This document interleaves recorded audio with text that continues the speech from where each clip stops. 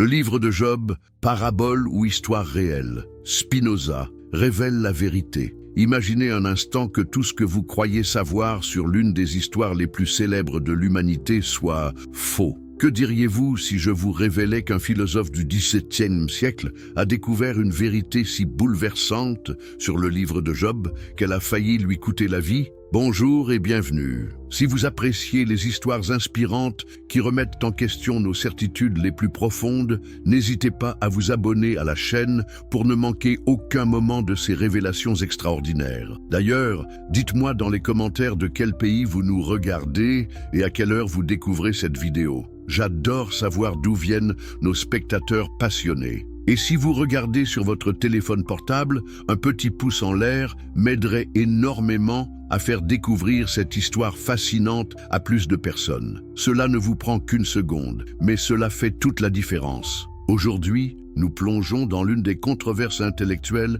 les plus explosives de l'histoire. Baruch Spinoza, le philosophe qui a osé défier des millénaires de traditions religieuses, nous révèle une vérité choquante sur Job. Mais qui était réellement cet homme dont l'histoire a traversé les siècles? A-t-il vraiment existé dans la terre d'Uz ou cachons-nous une vérité bien plus profonde? L'énigme millénaire de Job. Connaissez-vous vraiment l'histoire de Job? Pensez-vous que ce récit extraordinaire s'est réellement déroulé il y a des millénaires dans une contrée lointaine appelée Uz? Ou bien existe-t-il quelque chose de bien plus complexe derrière cette narration qui a captivé l'humanité pendant des siècles? Pour comprendre la révolution que Spinoza a déclenchée, nous devons d'abord plonger dans l'immense controverse qui entourait déjà le livre de Job bien avant sa naissance. Imaginez les savants rabbins assis dans leurs écoles talmudiques débattant avec passion d'une question qui les troublait profondément. Job a-t-il réellement vécu?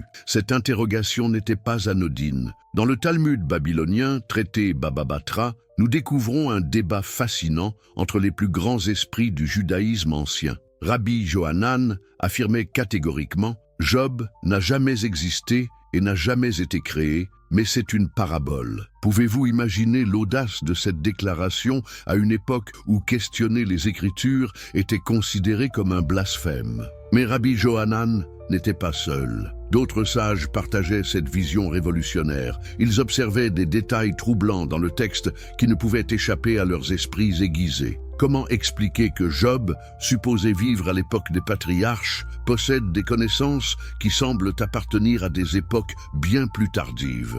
Comment comprendre que son langage, sa façon de s'exprimer, ses références culturelles semblent anachroniques?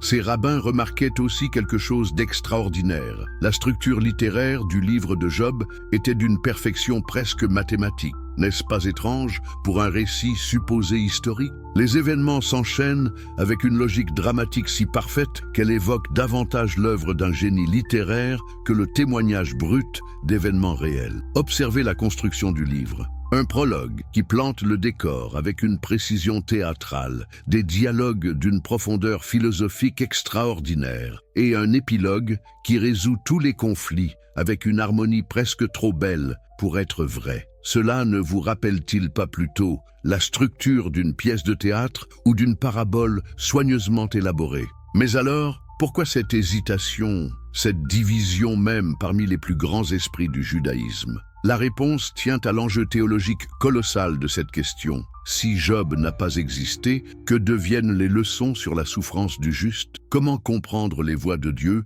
si le principal exemple de leur mystère n'est qu'une invention littéraire? Les siècles ont passé et cette controverse n'a jamais véritablement disparu. Au contraire, elle s'est enrichie de nouvelles observations troublantes. Les linguistes ont découvert des particularités dans l'hébreu du livre de Job qui défient toute explication chronologique simple. Comment un texte supposé antique peut-il contenir des éléments linguistiques qui suggèrent une composition bien plus tardive? Plus troublant encore, les références géographiques et culturelles du livre semblent appartenir à plusieurs époques différentes, comme si l'auteur avait délibérément mélangé des éléments temporels pour créer un cadre intemporel. N'est-ce pas exactement ce que ferait un auteur de parabole cherchant à créer une histoire universelle? Et puis, il y a ces noms. Avez-vous déjà réfléchi à la signification des noms des personnages? Job lui-même Iov en hébreu, dont le nom évoque l'hostilité, la persécution.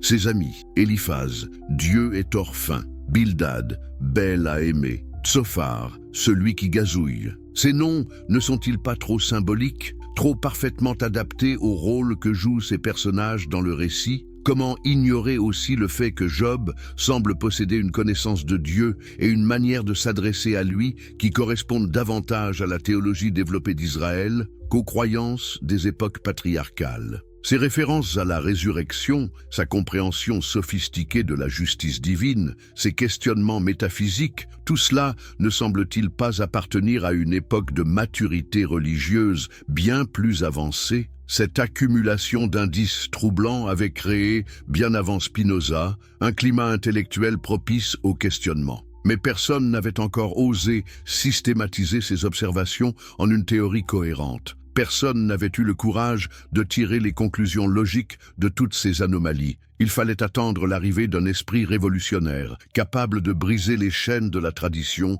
pour révéler une vérité que beaucoup soupçonnaient, mais que nul n'osait proclamer. Eudlaï Spinoza, le révolutionnaire des Écritures. Mais qui était donc cet homme qui allait bouleverser notre compréhension des Écritures sacrées? Connaissez-vous vraiment Baruch Spinoza, celui que ses contemporains surnommaient le philosophe le plus dangereux d'Europe, né en 1632 à Amsterdam? Au cœur de la communauté juive séfarade, Spinoza grandit dans un environnement intellectuel d'une richesse extraordinaire. Imaginez cet Amsterdam du XVIIe siècle, refuge des Juifs expulsés d'Espagne et du Portugal, où les traditions séculaires se mêlent aux courants de pensée les plus innovants de l'époque. C'est dans ce creuset culturel exceptionnel que se forme l'esprit qui va révolutionner notre approche des textes sacrés. Mais qu'est-ce qui a poussé ce jeune homme brillant, promis à une carrière respectable dans la tradition rabbinique, à emprunter un chemin si radical? Pour comprendre la révolution spinoziste,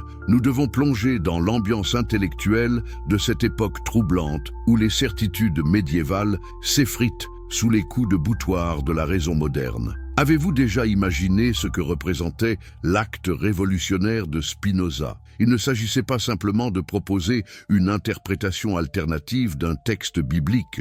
Non, Spinoza allait bien plus loin. Il révolutionnait la méthode même d'approche des Écritures. Pour la première fois dans l'histoire, un penseur appliquait à la Bible les mêmes méthodes d'analyse critique que l'on utilisait pour étudier n'importe quel autre document ancien. Imaginez le scandale. Pendant des siècles, les Écritures avaient bénéficié d'un statut d'exception. On les analysait certes, mais toujours dans le cadre rigide de l'orthodoxie religieuse, toujours en présupposant leur origine divine et leur vérité absolue. Spinoza, lui, propose quelque chose d'inouï. Étudier la Bible comme on étudierait Homère ou Virgile, avec les outils de la philologie, de l'histoire et de la critique littéraire. Cette approche révolutionnaire, Spinoza l'expose dans son Tractatus Theologico-Politicus, publié anonymement en 1670. Savez-vous que ce livre a été immédiatement interdit dans la plupart des pays européens, qu'il a été qualifié de « livre forgé en enfer par le diable lui-même » ? Cette réaction violente vous donne une idée de l'onde de choc que provoquaient les idées spinozistes. Mais revenons au principe révolutionnaire que Spinoza établit pour l'interprétation biblique. Premier principe fondamental. La Bible doit être étudiée selon sa nature propre, sans idée préconçue sur son origine ou son statut. Deuxième principe, il faut analyser le contexte historique et linguistique de chaque texte avant de prétendre le comprendre. Troisième principe, le plus scandaleux, on ne peut admettre comme vrai dans un texte que ce qui est confirmé par la raison naturelle ou par des preuves historiques solides. Comprenez-vous la portée révolutionnaire de ces principes? Spinoza libère l'étude biblique de l'autorité religieuse traditionnelle pour la soumettre aux seuls critères de la vérité rationnelle. Il transforme la théologie en science historique et philologique. C'est une révolution copernicienne dans le domaine de l'exégèse, mais cette révolution méthodologique avait un prix. En 1666, alors qu'il n'a que 23 ans, Spinoza est frappé d'un hérem, l'excommunication la plus sévère que puisse prononcer la communauté juive. Imaginez la violence de cette condamnation. Maudit soit-il le jour et maudit soit-il la nuit. Maudit soit-il quand il se couche, et maudit soit-il quand il se lève. Maudit soit-il quand il sort, et maudit soit-il quand il rentre. Pourquoi une telle violence ? Parce que les dirigeants de la communauté avaient compris que les idées de Spinoza ne menaçaient pas seulement telle ou telle interprétation particulière, mais l'ensemble de l'édifice de l'autorité religieuse traditionnelle. Si la Bible peut être étudiée comme n'importe quel autre livre, si la raison peut juger de la vérité des Écritures, alors que devient l'autorité des rabbins, des prêtres, de toute la hiérarchie religieuse ? Cette excommunication, loin de réduire Spinoza au silence, le libère paradoxalement. Coupé de sa communauté d'origine, il peut désormais développer sa pensée sans contrainte. Il s'installe dans la banlieue de La Haye, vit modestement de son métier de polisseur de lentilles et consacre son temps libre à élaborer son système philosophique révolutionnaire. C'est dans cette période de liberté intellectuelle totale que Spinoza développe son analyse du livre de Job. Fort de sa méthode critique révolutionnaire, il va appliquer au texte de Job tous les outils de l'analyse rationnelle sans se laisser influencer par le poids de la tradition ou l'autorité des commentaires rabbiniques. Mais avant d'examiner les conclusions de Spinoza sur Job, il faut comprendre le contexte intellectuel dans lequel naît sa réflexion. L'Europe du XVIIe siècle vit une révolution scientifique sans précédent. Galilée a révolutionné l'astronomie, Descartes a fondé la philosophie moderne sur de nouvelles bases rationnelles, les découvertes géographiques élargissent l'horizon culturel européen. Dans ce contexte d'effervescence intellectuelle, comment les esprits les plus brillants pourraient-ils continuer à accepter sans examen critique les vérités traditionnelles ? Spinoza s'inscrit parfaitement dans ce mouvement d'émancipation de la raison. Mais contrairement à beaucoup de ses contemporains qui évitent soigneusement de s'attaquer aux questions religieuses, lui n'hésite pas à porter le fer au cœur même des croyances les plus sacrées. Cette audace lui vaut une réputation sulfureuse dans toute l'Europe cultivée. N'oubliez pas que nous sommes à une époque où la moindre déviation doctrinale peut coûter la vie. Giordano Bruno a été brûlé pour ses idées cosmologiques, Galilée a dû se rétracter devant l'Inquisition. Dans ce contexte, l'audace de Spinoza paraît presque suicidaire. Et pourtant, il persiste, convaincu que la vérité a plus de valeur que la sécurité personnelle. Et de l'analyse spinoziste du livre de Job. Alors, qu'est-ce qui a convaincu Spinoza que le livre de Job n'était qu'une parabole magistralement construite? Quels indices avait-il découverts que des siècles de commentateurs avaient soit ignorés, soit négligés? Préparez-vous à découvrir une analyse d'une profondeur et d'une précision qui va vous surprendre. Spinoza commence son analyse par une observation que tout lecteur attentif peut faire, mais que peu ose formuler explicitement. La structure dramatique du livre de Job est d'une perfection qui défie les lois du hasard historique. Réfléchissez-y un instant. Avez-vous déjà rencontré dans l'histoire réelle un enchaînement d'événements aussi parfaitement orchestrés? Observons ensemble cette construction. Le livre s'ouvre par un prologue d'une précision théâtrale saisissante. Présentation du héros principal avec ses qualités morales exceptionnelles. Description de sa prospérité matérielle avec des détails quasi comptables. Puis brusque basculement dans le malheur avec une série de catastrophes qui s'enchaînent selon un rythme parfaitement maîtrisé. N'est-ce pas exactement ainsi qu'un dramaturge génial construirait l'exposition de sa tragédie? Mais Spinoza va plus loin dans son analyse. Il examine attentivement les noms des personnages et découvre quelque chose de troublant. Ils sont tous chargés d'un symbolisme qui correspond parfaitement à leur rôle dans le récit. Job lui-même, Iov en hébreu, porte un nom qui évoque la persécution, l'hostilité du sort. Coïncidence? Spinoza n'y croit pas. Examinons ses trois amis. Eliphaz, dont le nom signifie « Dieu est hors fin », représente la sagesse traditionnelle qui voit dans la prospérité matérielle un signe de bénédiction divine. Bildad, bel à aimer, incarne l'orthodoxie religieuse qui explique tout malheur par le péché. Tsophar, celui qui gazouille, symbolise la sagesse superficielle qui répète des formules toutes faites sans les comprendre vraiment. Cette onomastique symbolique ne s'arrête pas là. Éliu, le quatrième intervenant, porte un nom qui signifie « Il est mon Dieu » et intervient précisément pour défendre l'honneur divin que les précédents orateurs semblaient compromettre. Même la géographie du récit participe de cette symbolique. La terre d'Uz,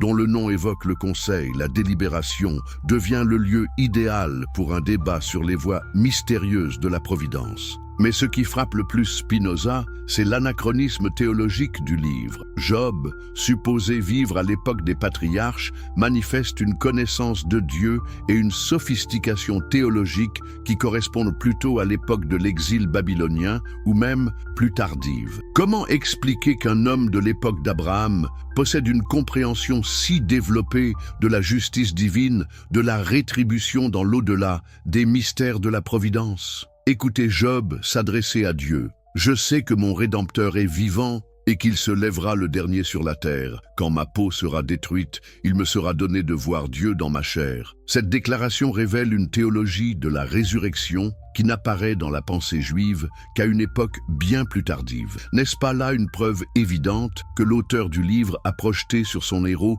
des conceptions religieuses de sa propre époque? Spinoza remarque aussi l'universalisme du livre, qui contraste fortement avec le particularisme des récits patriarcaux authentiques. Job n'est pas présenté comme un membre du peuple élu. Ses amis viennent de nations étrangères, et pourtant tous participent d'une même quête de vérité divine. Cette ouverture universaliste ne correspond-elle pas plutôt à une époque où Israël, au contact des grandes civilisations orientales, avait développé une vision plus large de l'action divine dans le monde? L'analyse linguistique renforce ces observations. L'hébreu du livre de Job présente des particularités qui suggèrent une composition tardive. Spinoza, excellent hébraïsant, relève des tournures, des expressions, des formes grammaticales qui appartiennent plutôt à l'hébreu post-exilique qu'à l'hébreu archaïque. Comment Job aurait-il pu parler un hébreu qui ne sera développé que des siècles plus tard? Plus troublant encore, le livre contient des mots empruntés à d'autres langues sémitiques, des aramaïsmes qui révèlent l'influence de l'époque perse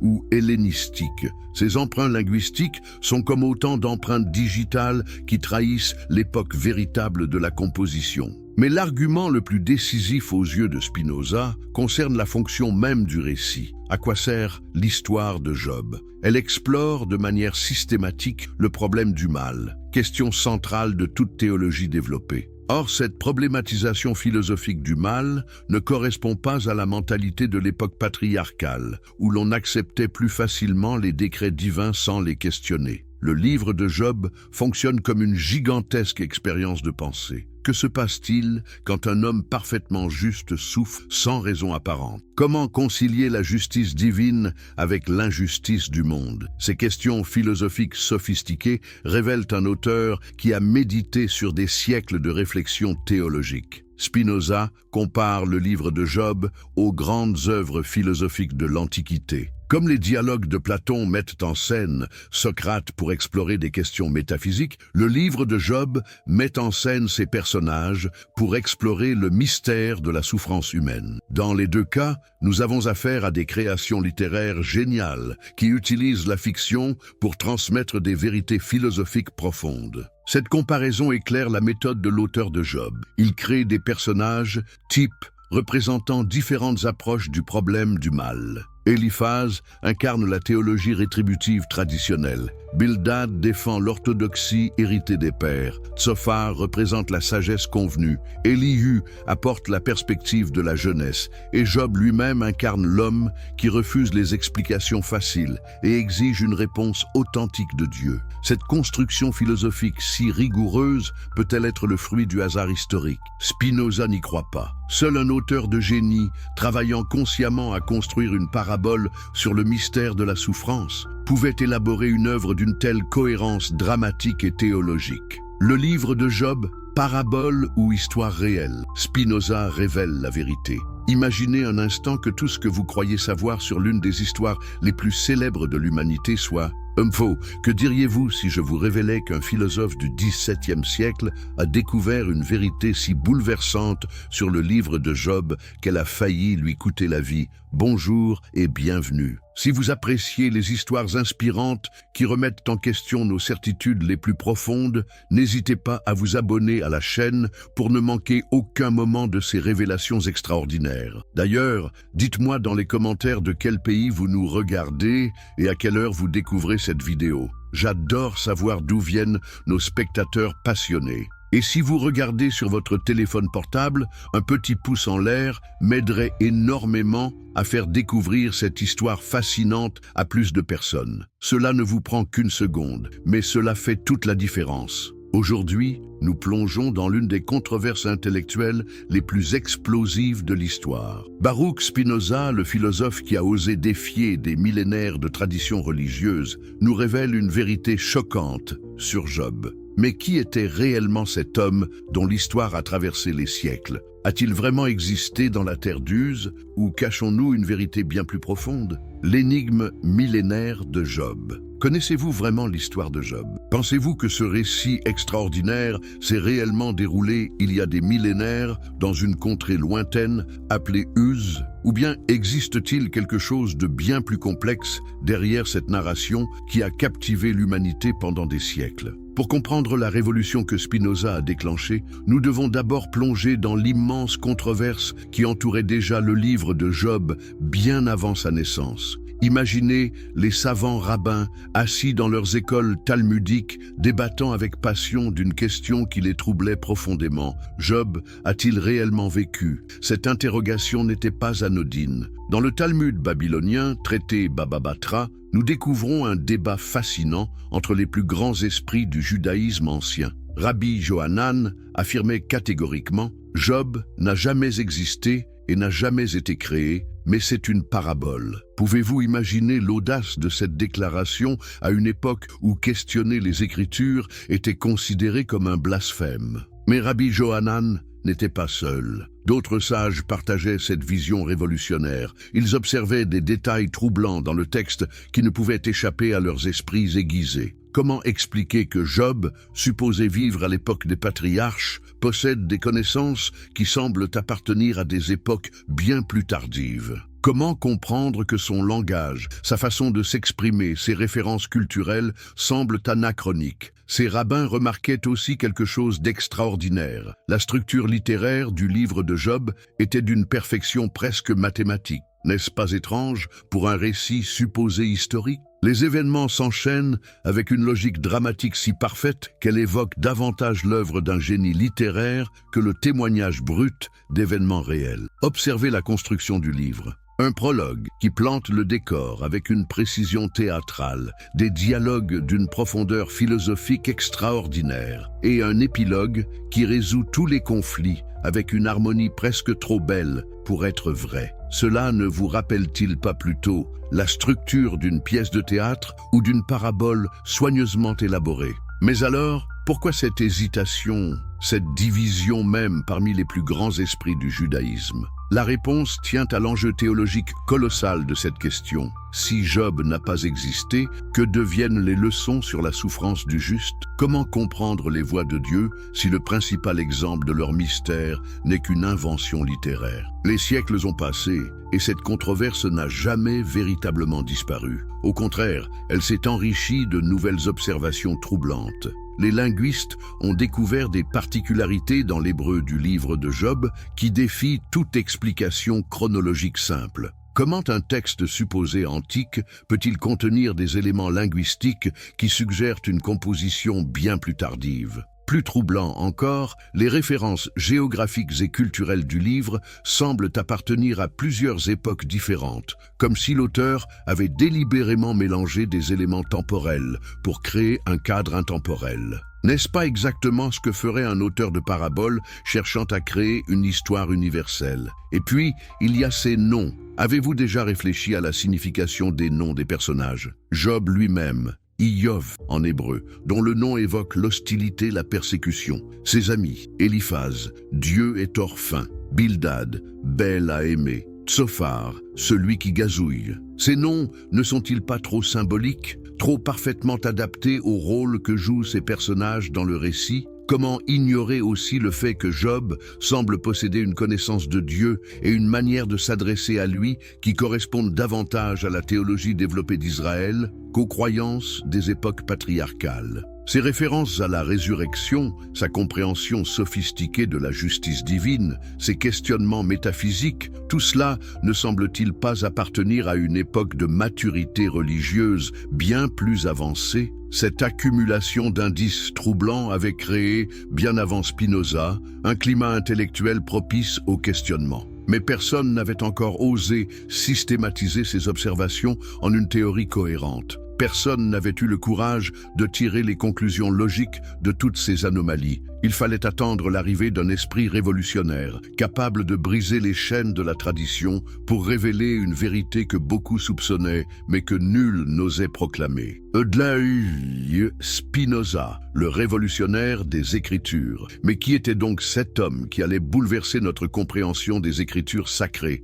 Connaissez-vous vraiment Baruch Spinoza, celui que ses contemporains surnommaient le philosophe le plus dangereux d'Europe? Né en 1632 à Amsterdam, au cœur de la communauté juive séfarade, Spinoza grandit dans un environnement intellectuel d'une richesse extraordinaire. Imaginez cet Amsterdam du XVIIe siècle, refuge des Juifs expulsés d'Espagne et du Portugal, où les traditions séculaires se mêlent aux courants de pensée les plus innovants de l'époque. C'est dans ce creuset culturel exceptionnel que se forme l'esprit qui va révolutionner notre approche des textes sacrés. Mais qu'est-ce qui a poussé ce jeune homme brillant, promis à une carrière respectable dans la tradition rabbinique, à emprunter un chemin si radical? Pour comprendre la révolution spinoziste, nous devons plonger dans l'ambiance intellectuelle de cette époque troublante où les certitudes médiévales s'effritent sous les coups de boutoir de la raison moderne.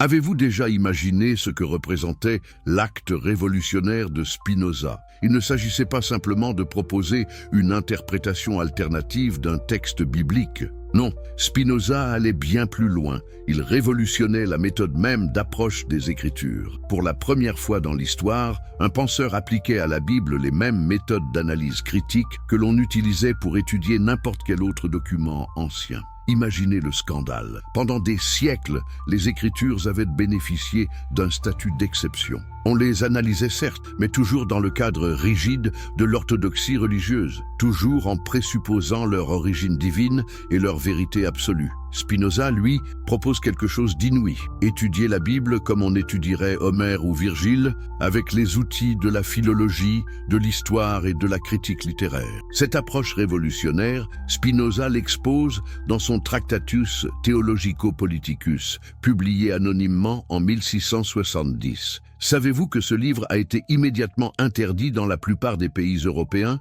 qu'il a été qualifié de « livre forgé en enfer par le diable lui-même » ? Cette réaction violente vous donne une idée de l'onde de choc que provoquaient les idées spinozistes. Mais revenons au principe révolutionnaire que Spinoza établit pour l'interprétation biblique. Premier principe fondamental. La Bible doit être étudiée selon sa nature propre, sans idée préconçue sur son origine ou son statut. Deuxième principe, il faut analyser le contexte historique et linguistique de chaque texte avant de prétendre le comprendre. Troisième principe, le plus scandaleux, on ne peut admettre comme vrai dans un texte que ce qui est confirmé par la raison naturelle ou par des preuves historiques solides. Comprenez-vous la portée révolutionnaire de ces principes? Spinoza libère l'étude biblique de l'autorité religieuse traditionnelle pour la soumettre aux seuls critères de la vérité rationnelle. Il transforme la théologie en science historique et philologique. C'est une révolution copernicienne dans le domaine de l'exégèse, mais cette révolution méthodologique avait un prix. En 1666, alors qu'il n'a que 23 ans, Spinoza est frappé d'un érème, l'excommunication la plus sévère que puisse prononcer la communauté juive. Imaginez la violence de cette condamnation. Maudit soit-il le jour et maudit soit-il la nuit. Maudit soit-il quand il se couche, et maudit soit-il quand il se lève. Maudit soit-il quand il sort, et maudit soit-il quand il rentre. Pourquoi une telle violence? parce que les dirigeants de la communauté avaient compris que les idées de Spinoza ne menaçaient pas seulement telle ou telle interprétation particulière, mais l'ensemble de l'édifice de l'autorité religieuse traditionnelle. Si la Bible peut être étudiée comme n'importe quel autre livre, si la raison peut juger de la vérité des Écritures, alors que devient l'autorité des rabbins, des prêtres, de toute la hiérarchie religieuse? Cette excommunication,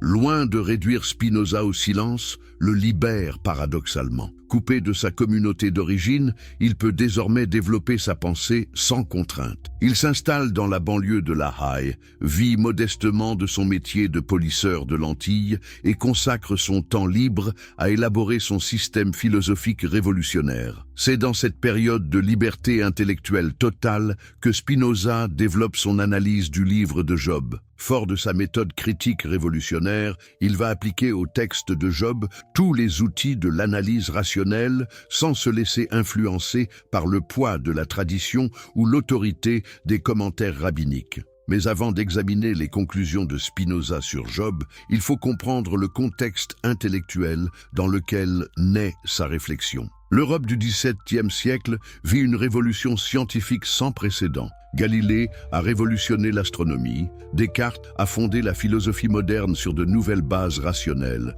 Les découvertes géographiques élargissent l'horizon culturel européen. Dans ce contexte d'effervescence intellectuelle, comment les esprits les plus brillants pourraient-ils continuer à accepter sans examen critique les vérités traditionnelles? Spinoza s'inscrit parfaitement dans ce mouvement d'émancipation de la raison. Mais contrairement à beaucoup de ses contemporains qui évitent soigneusement de s'attaquer aux questions religieuses, lui n'hésite pas à porter le fer au cœur même des croyances les plus sacrées. Cette audace lui vaut une réputation sulfureuse dans toute l'Europe cultivée. N'oubliez pas que nous sommes à une époque où la moindre déviation doctrinale peut coûter la vie. Giordano Bruno a été brûlé pour ses idées cosmologiques, Galilée a dû se rétracter devant l'Inquisition. Dans ce contexte, l'audace de Spinoza paraît presque suicidaire. Et pourtant, il persiste, convaincu que la vérité a plus de valeur que la sécurité personnelle. Et de l'analyse spinoziste du livre de Job.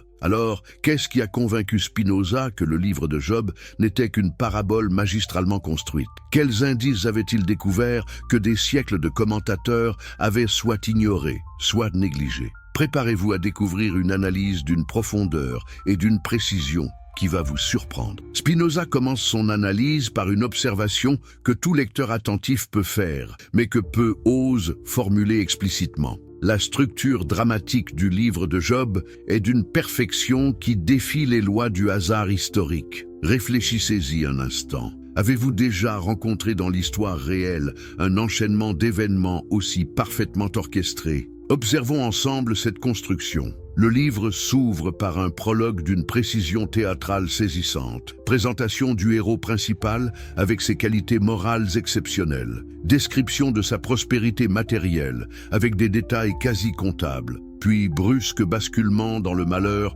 avec une série de catastrophes qui s'enchaînent selon un rythme parfaitement maîtrisé. N'est-ce pas exactement ainsi qu'un dramaturge génial construirait l'exposition de sa tragédie? Mais Spinoza va plus loin dans son analyse. Il examine attentivement les noms des personnages et découvre quelque chose de troublant. Ils sont tous chargés d'un symbolisme qui correspond parfaitement à leur rôle dans le récit. Job lui-même, Iov en hébreu, porte un nom qui évoque la persécution, l'hostilité du sort. Coïncidence? Spinoza n'y croit pas. Examinons ses trois amis. Eliphaz, dont le nom signifie « Dieu est hors fin », représente la sagesse traditionnelle qui voit dans la prospérité matérielle un signe de bénédiction divine. Bildad, bel à aimer, incarne l'orthodoxie religieuse qui explique tout malheur par le péché. Tsophar, celui qui gazouille, symbolise la sagesse superficielle qui répète des formules toutes faites sans les comprendre vraiment. Cette onomastique symbolique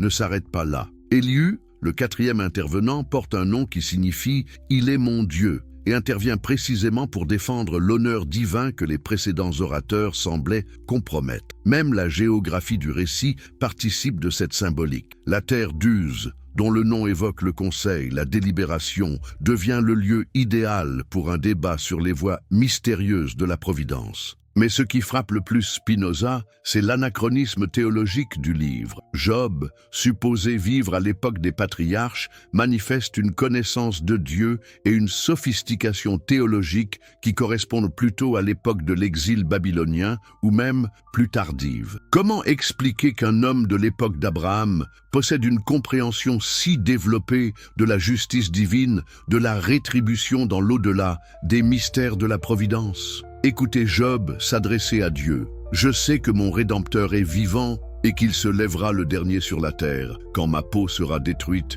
il me sera donné de voir Dieu dans ma chair. » Cette déclaration révèle une théologie de la résurrection qui n'apparaît dans la pensée juive qu'à une époque bien plus tardive. N'est-ce pas là une preuve évidente que l'auteur du livre a projeté sur son héros des conceptions religieuses de sa propre époque? Spinoza remarque aussi l'universalisme du livre, qui contraste fortement avec le particularisme des récits patriarcaux authentiques. Job n'est pas présenté comme un membre du peuple élu. Ses amis viennent de nations étrangères, et pourtant tous participent d'une même quête de vérité divine. Cette ouverture universaliste ne correspond-elle pas plutôt à une époque où Israël, au contact des grandes civilisations orientales, avait développé une vision plus large de l'action divine dans le monde? L'analyse linguistique renforce ces observations. L'hébreu du livre de Job présente des particularités qui suggèrent une composition tardive. Spinoza, excellent hébraïsant, relève des tournures, des expressions, des formes grammaticales qui appartiennent plutôt à l'hébreu post-exilique qu'à l'hébreu archaïque. Comment Job aurait-il pu parler un hébreu qui ne sera développé que des siècles plus tard? Plus troublant encore, le livre contient des mots empruntés à d'autres langues sémitiques, des aramaïsmes qui révèlent l'influence de l'époque perse ou hellénistique. Ces emprunts linguistiques sont comme autant d'empreintes digitales qui trahissent l'époque véritable de la composition. Mais l'argument le plus décisif aux yeux de Spinoza concerne la fonction même du récit. À quoi sert l'histoire de Job? Elle explore de manière systématique le problème du mal, question centrale de toute théologie développée. Or, cette problématisation philosophique du mal ne correspond pas à la mentalité de l'époque patriarcale, où l'on acceptait plus facilement les décrets divins sans les questionner. Le livre de Job fonctionne comme une gigantesque expérience de pensée. Que se passe-t-il quand un homme parfaitement juste souffre sans raison apparente? Comment concilier la justice divine avec l'injustice du monde? Ces questions philosophiques sophistiquées révèlent un auteur qui a médité sur des siècles de réflexion théologique. Spinoza compare le livre de Job aux grandes œuvres philosophiques de l'Antiquité. Comme les dialogues de Platon mettent en scène Socrate pour explorer des questions métaphysiques, le livre de Job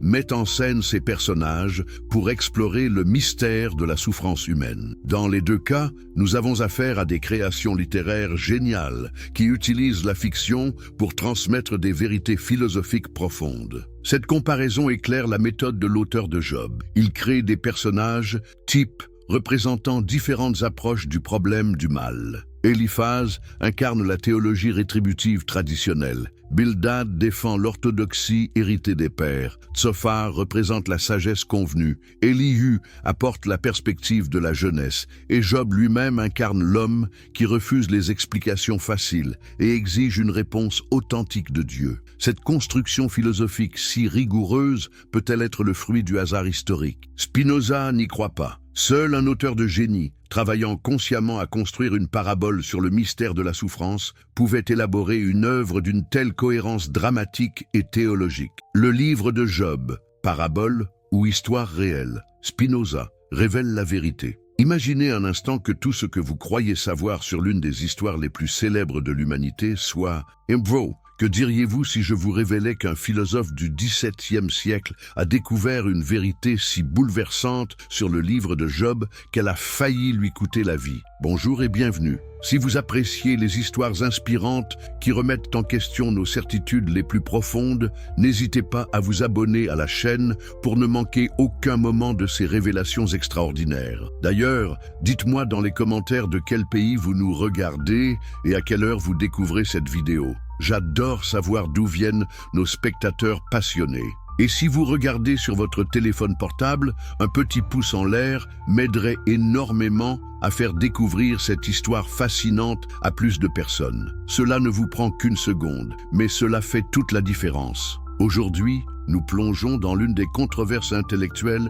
les plus explosives de l'histoire. Baruch Spinoza, le philosophe qui a osé défier des millénaires de traditions religieuses, nous révèle une vérité choquante sur Job. Mais qui était réellement cet homme dont l'histoire a traversé les siècles? A-t-il vraiment existé dans la terre d'Uz ou cachons-nous une vérité bien plus profonde? L'énigme millénaire de Job. Connaissez-vous vraiment l'histoire de Job? Pensez-vous que ce récit extraordinaire s'est réellement déroulé il y a des millénaires dans une contrée lointaine appelée Uz? Ou bien existe-t-il quelque chose de bien plus complexe derrière cette narration qui a captivé l'humanité pendant des siècles? Pour comprendre la révolution que Spinoza a déclenchée, nous devons d'abord plonger dans l'immense controverse qui entourait déjà le livre de Job bien avant sa naissance. Imaginez les savants rabbins assis dans leurs écoles talmudiques débattant avec passion d'une question qui les troublait profondément. Job a-t-il réellement vécu? Cette interrogation n'était pas anodine. Dans le Talmud babylonien, traité Baba Batra, nous découvrons un débat fascinant entre les plus grands esprits du judaïsme ancien. Rabbi Johanan affirmait catégoriquement « Job n'a jamais existé et n'a jamais été créé, mais c'est une parabole ». Pouvez-vous imaginer l'audace de cette déclaration à une époque où questionner les Écritures était considéré comme un blasphème? Mais Rabbi Johanan n'était pas seul. D'autres sages partageaient cette vision révolutionnaire. Ils observaient des détails troublants dans le texte qui ne pouvaient échapper à leurs esprits aiguisés. Comment expliquer que Job, supposé vivre à l'époque des patriarches, possède des connaissances qui semblent appartenir à des époques bien plus tardives? Comment comprendre que son langage, sa façon de s'exprimer, ses références culturelles semblent anachroniques? Ces rabbins remarquaient aussi quelque chose d'extraordinaire. La structure littéraire du livre de Job était d'une perfection presque mathématique. N'est-ce pas étrange pour un récit supposé historique? Les événements s'enchaînent avec une logique dramatique si parfaite qu'elle évoque davantage l'œuvre d'un génie littéraire que le témoignage brut d'événements réels. Observez la construction du livre. Un prologue qui plante le décor avec une précision théâtrale, des dialogues d'une profondeur philosophique extraordinaire et un épilogue qui résout tous les conflits avec une harmonie presque trop belle pour être vraie. Cela ne vous rappelle-t-il pas plutôt la structure d'une pièce de théâtre ou d'une parabole soigneusement élaborée? Mais alors, pourquoi cette hésitation, cette division même parmi les plus grands esprits du judaïsme? La réponse tient à l'enjeu théologique colossal de cette question. Si Job n'a pas existé, que deviennent les leçons sur la souffrance du juste? Comment comprendre les voies de Dieu si le principal exemple de leur mystère n'est qu'une invention littéraire? Les siècles ont passé et cette controverse n'a jamais véritablement disparu. Au contraire, elle s'est enrichie de nouvelles observations troublantes. Les linguistes ont découvert des particularités dans l'hébreu du livre de Job qui défient toute explication chronologique simple. Comment un texte supposé antique peut-il contenir des éléments linguistiques qui suggèrent une composition bien plus tardive? Plus troublant encore, les références géographiques et culturelles du livre semblent appartenir à plusieurs époques différentes, comme si l'auteur avait délibérément mélangé des éléments temporels pour créer un cadre intemporel. N'est-ce pas exactement ce que ferait un auteur de parabole cherchant à créer une histoire universelle? Et puis, il y a ces noms. Avez-vous déjà réfléchi à la signification des noms des personnages? Job lui-même, Iyov en hébreu, dont le nom évoque l'hostilité, la persécution. Ses amis, Eliphaz, Dieu est orphin, Bildad, belle à aimer, Tsophar, celui qui gazouille. Ces noms ne sont-ils pas trop symboliques, trop parfaitement adaptés au rôle que jouent ces personnages dans le récit? Comment ignorer aussi le fait que Job semble posséder une connaissance de Dieu et une manière de s'adresser à lui qui correspondent davantage à la théologie développée d'Israël qu'aux croyances des époques patriarcales? Ses références à la résurrection, sa compréhension sophistiquée de la justice divine, ses questionnements métaphysiques, tout cela ne semble-t-il pas appartenir à une époque de maturité religieuse bien plus avancée? Cette accumulation d'indices troublants avait créé, bien avant Spinoza, un climat intellectuel propice au questionnement. Mais personne n'avait encore osé systématiser ces observations en une théorie cohérente. Personne n'avait eu le courage de tirer les conclusions logiques de toutes ces anomalies. Il fallait attendre l'arrivée d'un esprit révolutionnaire, capable de briser les chaînes de la tradition pour révéler une vérité que beaucoup soupçonnaient, mais que nul n'osait proclamer. Eudalus Spinoza, le révolutionnaire des Écritures. Mais qui était donc cet homme qui allait bouleverser notre compréhension des Écritures sacrées? Connaissez-vous vraiment Baruch Spinoza, celui que ses contemporains surnommaient le philosophe le plus dangereux d'Europe, né en 1632 à Amsterdam, au cœur de la communauté juive séfarade? Spinoza grandit dans un environnement intellectuel d'une richesse extraordinaire. Imaginez cet Amsterdam du XVIIe siècle, refuge des Juifs expulsés d'Espagne et du Portugal, où les traditions séculaires se mêlent aux courants de pensée les plus innovants de l'époque. C'est dans ce creuset culturel exceptionnel que se forme l'esprit qui va révolutionner notre approche des textes sacrés. Mais qu'est-ce qui a poussé ce jeune homme brillant, promis à une carrière respectable dans la tradition rabbinique, à emprunter un chemin si radical? Pour comprendre la révolution spinoziste, nous devons plonger dans l'ambiance intellectuelle de cette époque troublante où les certitudes médiévales s'effritent sous les coups de boutoir de la raison moderne. Avez-vous déjà imaginé ce que représentait l'acte révolutionnaire de Spinoza? Il ne s'agissait pas simplement de proposer une interprétation alternative d'un texte biblique. Non, Spinoza allait bien plus loin. Il révolutionnait la méthode même d'approche des Écritures. Pour la première fois dans l'histoire, un penseur appliquait à la Bible les mêmes méthodes d'analyse critique que l'on utilisait pour étudier n'importe quel autre document ancien. Imaginez le scandale. Pendant des siècles, les Écritures avaient bénéficié d'un statut d'exception. On les analysait certes, mais toujours dans le cadre rigide de l'orthodoxie religieuse, toujours en présupposant leur origine divine et leur vérité absolue. Spinoza, lui, propose quelque chose d'inouï. Étudier la Bible comme on étudierait Homère ou Virgile, avec les outils de la philologie, de l'histoire et de la critique littéraire. Cette approche révolutionnaire, Spinoza l'expose dans son Tractatus Theologico-Politicus, publié anonymement en 1670. Savez-vous que ce livre a été immédiatement interdit dans la plupart des pays européens, qu'il a été qualifié de « livre forgé en enfer par le diable lui-même » ? Cette réaction violente vous donne une idée de l'onde de choc que provoquaient les idées spinozistes.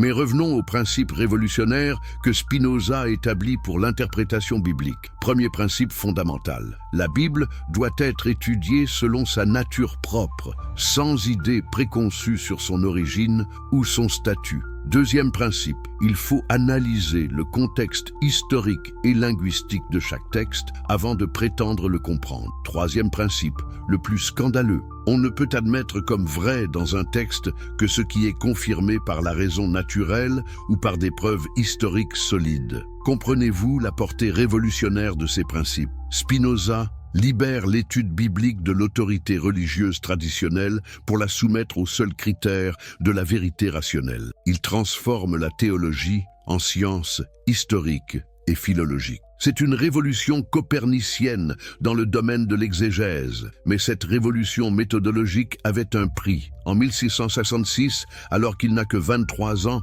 Spinoza est frappé d'un érème, l'excommunication la plus sévère que puisse prononcer la communauté juive. Imaginez la violence de cette condamnation. Maudit soit-il le jour et maudit soit-il la nuit. Maudit soit-il quand il se couche, et maudit soit-il quand il se lève. Maudit soit-il quand il sort, et maudit soit-il quand il rentre. Pourquoi une telle violence? parce que les dirigeants de la communauté avaient compris que les idées de Spinoza ne menaçaient pas seulement telle ou telle interprétation particulière, mais l'ensemble de l'édifice de l'autorité religieuse traditionnelle. Si la Bible peut être étudiée comme n'importe quel autre livre, si la raison peut juger de la vérité des Écritures, alors que devient l'autorité des rabbins, des prêtres, de toute la hiérarchie religieuse? Cette excommunication, loin de réduire Spinoza au silence, le libère paradoxalement. Coupé de sa communauté d'origine, il peut désormais développer sa pensée sans contrainte. Il s'installe dans la banlieue de La Haye,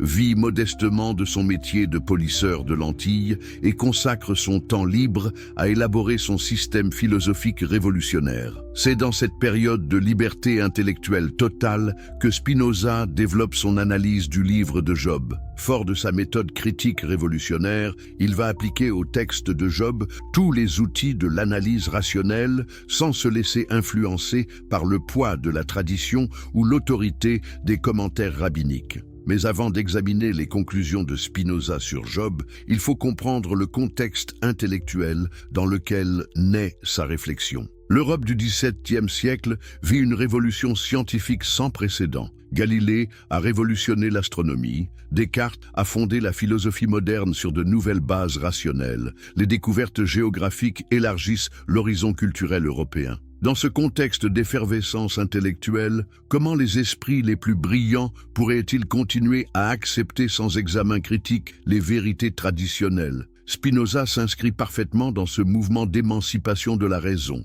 Mais contrairement à beaucoup de ses contemporains qui évitent soigneusement de s'attaquer aux questions religieuses, lui n'hésite pas à porter le fer au cœur même des croyances les plus sacrées. Cette audace lui vaut une réputation sulfureuse dans toute l'Europe cultivée. N'oubliez pas que nous sommes à une époque où la moindre déviation doctrinale peut coûter la vie. Giordano Bruno a été brûlé pour ses idées cosmologiques, Galilée a dû se rétracter devant l'Inquisition. Dans ce contexte, l'audace de Spinoza paraît presque suicidaire. Et pourtant, il persiste, convaincu que la vérité a plus de valeur que la sécurité personnelle. Et de l'analyse spinoziste du livre de Job. Alors, qu'est-ce qui a convaincu Spinoza que le livre de Job n'était qu'une parabole magistralement construite? Quels indices avait-il découverts que des siècles de commentateurs avaient soit ignorés, soit négligés?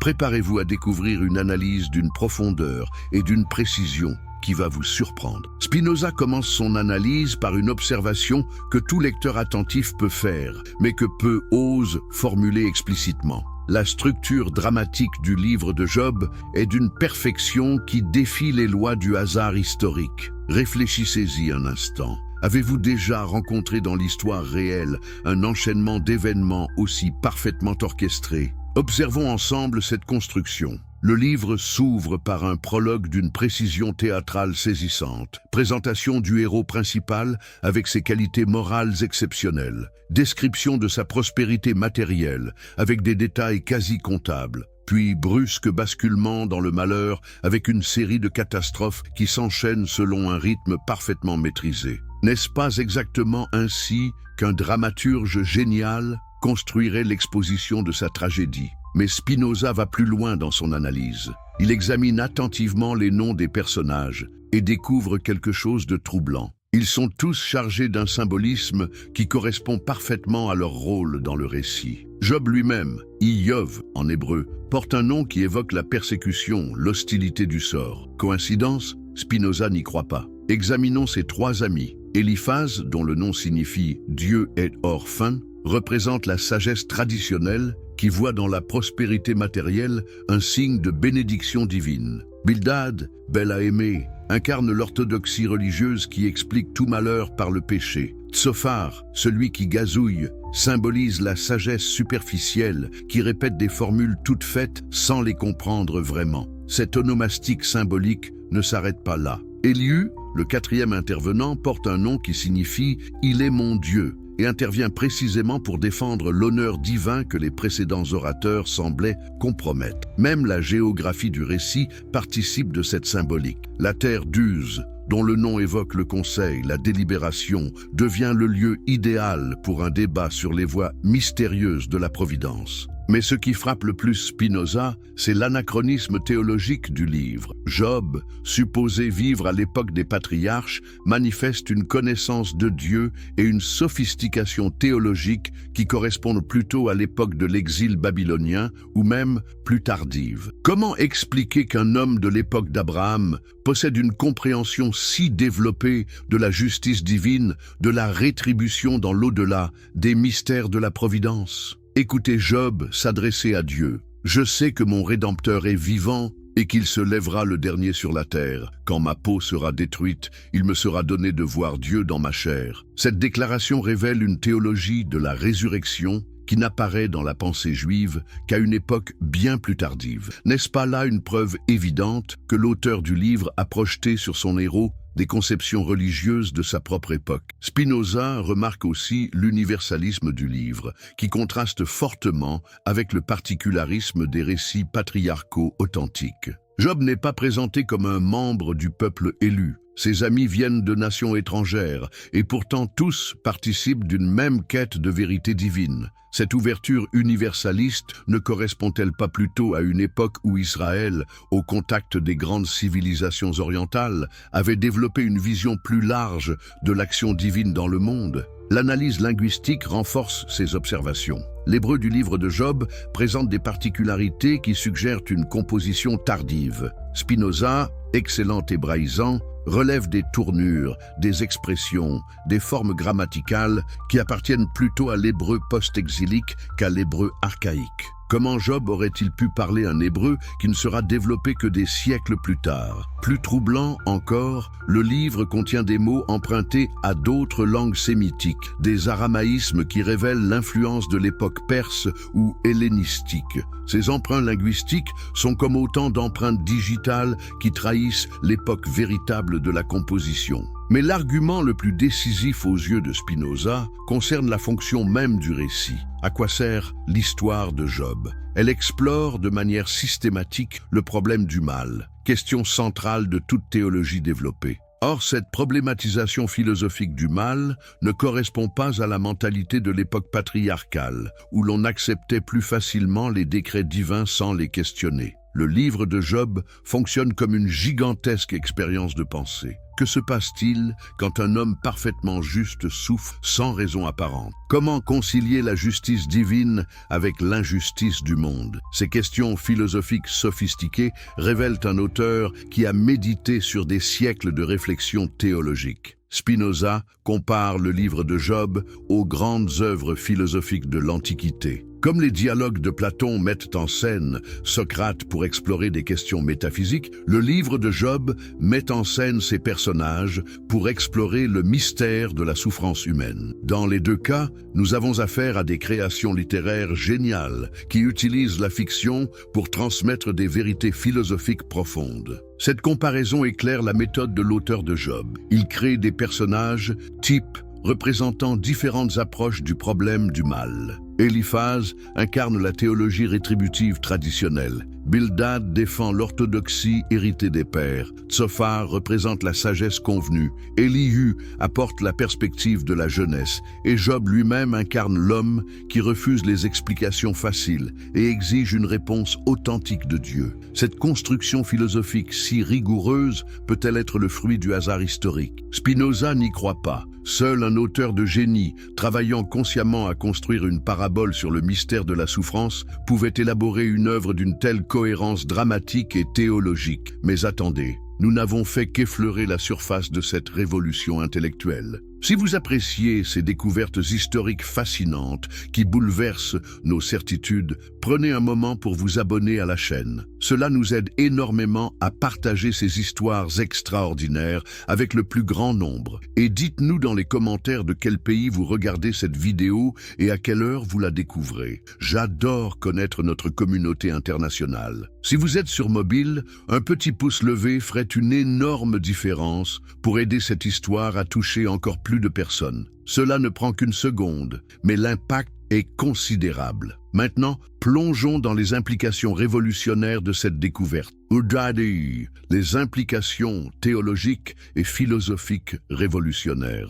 Mais savez-vous ce que signifie réellement la découverte de Spinoza? Comprenez-vous l'onde de choc que cette révélation a provoquée dans les fondements mêmes de la pensée religieuse occidentale? Car si Job n'est qu'une parabole, alors tout l'édifice traditionnel de la théodicée, cette tentative millénaire de justifier les voies de Dieu, s'effondre pour renaître sous une forme complètement nouvelle. Imaginez l'impact de cette révélation sur les esprits du XVIIe siècle. Pendant des siècles, les théologiens s'étaient appuyés sur l'histoire de Job pour expliquer pourquoi Dieu permet la souffrance des innocents. Job était leur exemple parfait, leur cas d'école, leur démonstration que même dans l'adversité la plus extrême, la foi peut triompher et être récompensée. Mais si Job n'a jamais existé, que deviennent toutes ces explications? Spinoza comprend immédiatement que sa découverte ne détruit pas la valeur du livre de Job. Au contraire, elle la révèle sous son jour le plus authentique.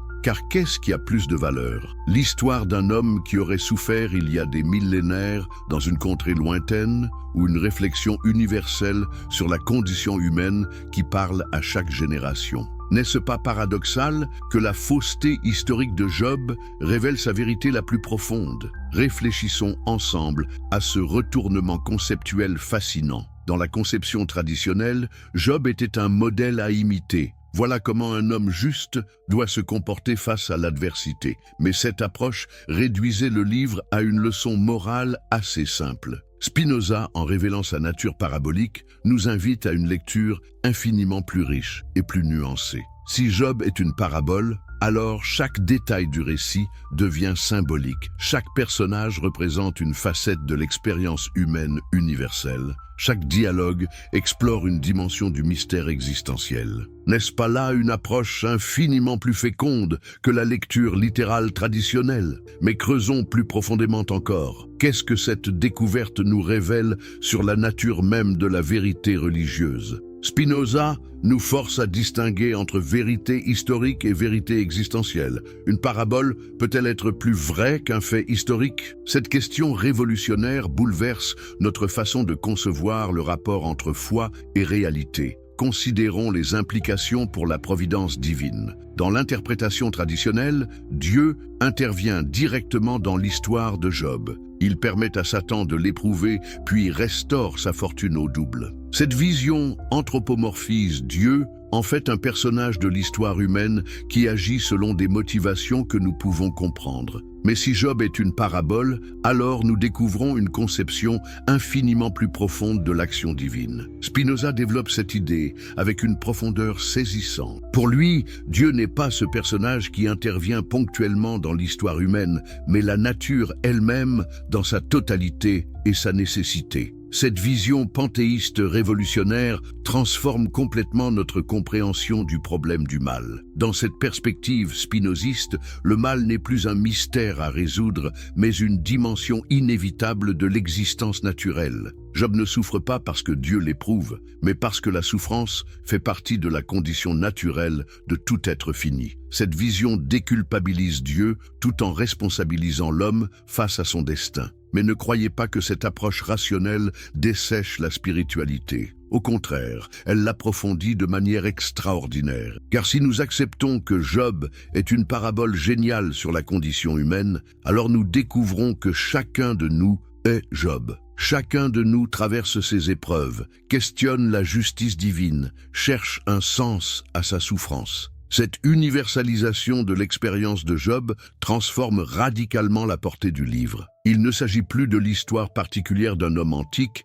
mais de notre histoire, de l'histoire de chaque conscience humaine confrontée au mystère de l'existence. N'est-ce pas là une vérité infiniment plus profonde et plus actuelle? Spinoza pousse cette analyse jusqu'à ses conséquences les plus audacieuses. Si Job est une parabole, alors l'auteur du livre était un génie littéraire et philosophique qui a réussi à condenser en quelques pages toute la problématique existentielle de l'humanité. N'est-ce pas là une inspiration divine plus authentique que celle qu'on attribue traditionnellement aux textes sacrés? Cette révision spinoziste du concept d'inspiration divine transforme notre compréhension de toute la Bible. Plutôt que de chercher dans chaque verset une vérité historique littérale, nous sommes invités à y découvrir la sagesse humaine dans ce qu'elle a de plus profond, et de plus universel. L'inspiration ne réside plus dans la factualité des événements rapportés, mais dans la profondeur des vérités existentielles qu'ils révèlent.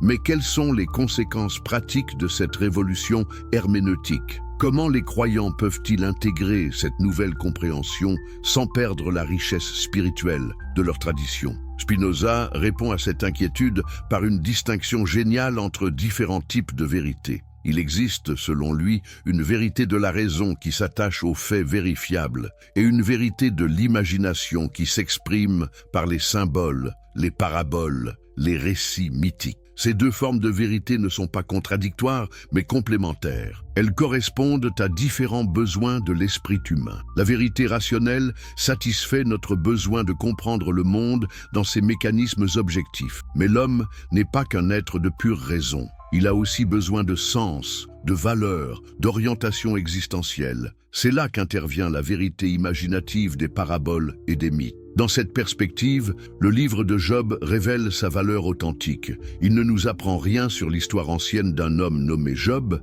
mais il nous révèle des vérités éternelles sur la condition humaine, la souffrance, la recherche de sens, la relation au divin. N'est-ce pas là un enseignement infiniment plus précieux ? Cette approche spinoziste résout aussi le problème épineux des contradictions bibliques. Pourquoi s'épuiser à concilier des récits qui se contredisent historiquement quand on peut les lire comme des paraboles complémentaires explorant différentes facettes de la vérité spirituelle ? Chaque récit garde sa valeur propre sans entrer en concurrence avec les autres. Mais la révolution ne s'arrête pas là. En démontrant que Job est une parabole, Spinoza ouvre la voie à une lecture similaire d'autres récits bibliques. Jonas dans le ventre de la baleine, l'histoire de Ruth, certains épisodes de la vie de David, ne révèlent-ils pas eux aussi une construction trop parfaite pour être purement historique ? Cette méthode critique que Spinoza applique à Job devient un modèle d'analyse qui va révolutionner l'exégèse biblique. Pour la première fois,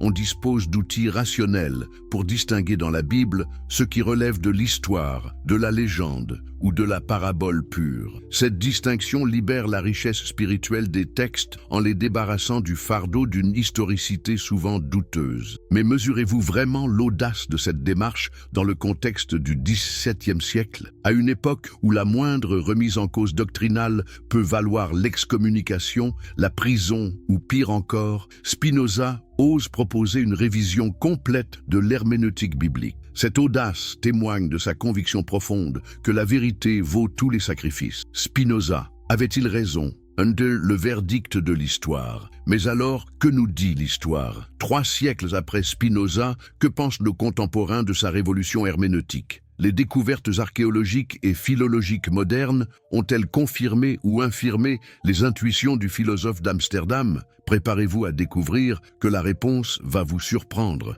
Pour mesurer la justesse des vues spinozistes, il faut d'abord comprendre l'évolution de la science biblique depuis le XVIIe siècle. Imaginez le chemin parcouru. De l'époque de Spinoza, où questionner l'historicité d'un récit biblique relevait de l'hérésie, nous sommes passés à une ère où l'exégèse scientifique analyse les textes sacrés avec les mêmes méthodes que n'importe quel document antique. Cette évolution ne s'est pas faite sans résistance. Pendant 2 siècles, les idées de Spinoza ont été combattues, censurées, interdites. Ses livres figuraient à l'index des livres prohibés, ses disciples étaient persécutés, mais pouvait-on vraiment arrêter une révolution intellectuelle de cette ampleur? L'histoire nous montre que les idées justes finissent toujours par triompher, même quand elles dérangent les pouvoirs établis. Le XIXe siècle marque un tournant décisif. Les travaux pionniers de l'école allemande de critique biblique reprennent et systématisent les intuitions spinozistes. Des savants comme Julius Wellhausen, Hermann Gunkel ou Rudolf Bultmann appliquent au texte biblique les méthodes de la philologie historique moderne. Et que découvrent-ils? Que Spinoza avait vu juste sur l'essentiel. L'analyse linguistique moderne confirme spectaculairement les intuitions de Spinoza sur le livre de Job. Les hébraïsants contemporains ont identifié dans ce livre des caractéristiques linguistiques qui le situent sans ambiguïté à l'époque post-exilique, probablement au VE ou IVe siècle avant notre ère. Comment Job aurait-il pu vivre à l'époque patriarcale et s'exprimer dans un hébreu qui ne sera développé que 1000 ans plus tard? Plus troublante encore, les découvertes archéologiques du XXe siècle ont révélé l'existence de littérature de sagesse mésopotamienne et égyptienne qui présentent des parallèles saisissants avec le livre de Job. Le juste souffrant babylonien, les protestations de l'éloquent paysan égyptien,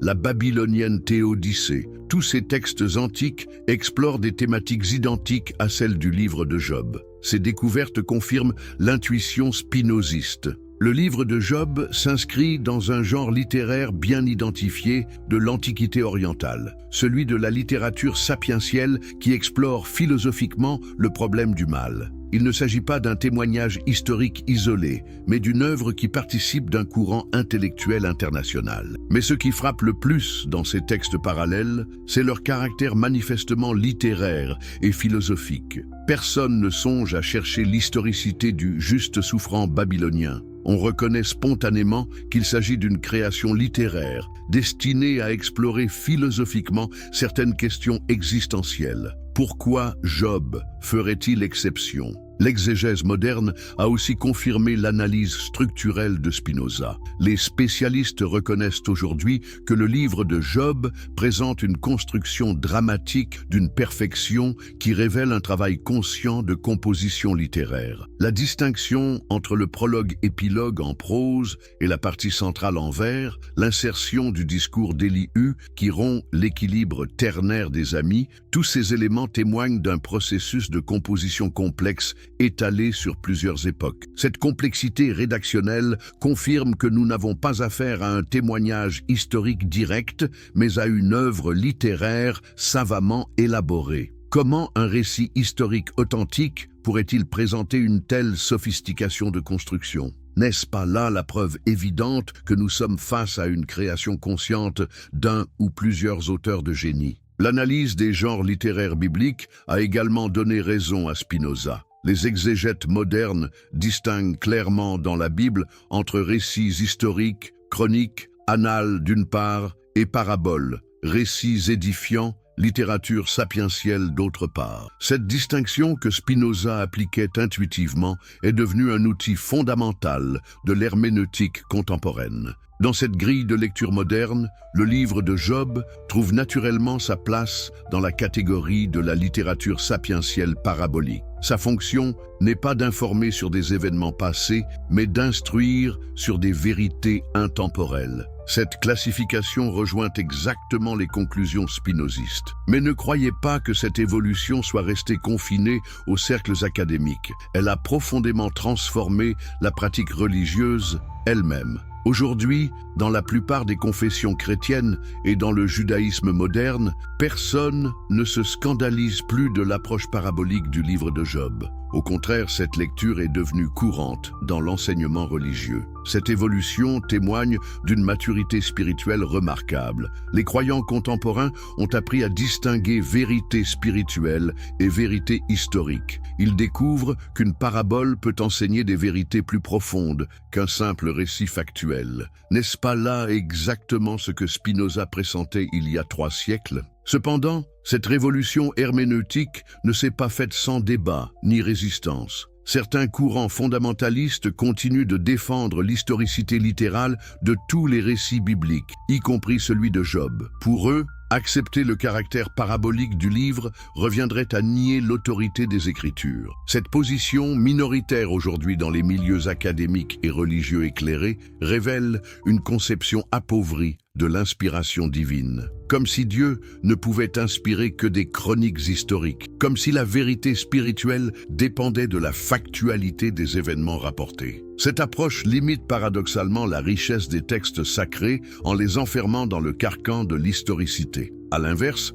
l'approche spinoziste libère toute la profondeur des textes bibliques. En reconnaissant leur dimension littéraire et symbolique, elle permet d'accéder à des niveaux de sens infiniment plus riches que la lecture littérale. Le livre de Job devient alors ce qu'il a toujours été, une méditation géniale sur le mystère de l'existence humaine. Cette évolution de la réception du livre de Job illustre parfaitement la justesse de la méthode spinoziste. En appliquant à la Bible les critères de la raison critique, Spinoza n'a pas détruit sa valeur spirituelle. Il l'a révélée sous son jour le plus authentique. 3 siècles plus tard, force est de constater qu'il avait vu juste. Mais cette confirmation historique des vues spinozistes pose une question troublante. Pourquoi a-t-il fallu attendre si longtemps pour que ces idées soient acceptées? La réponse tient aux résistances que toute révolution intellectuelle rencontre, surtout quand elle touche au domaine religieux. Les institutions ont tendance à défendre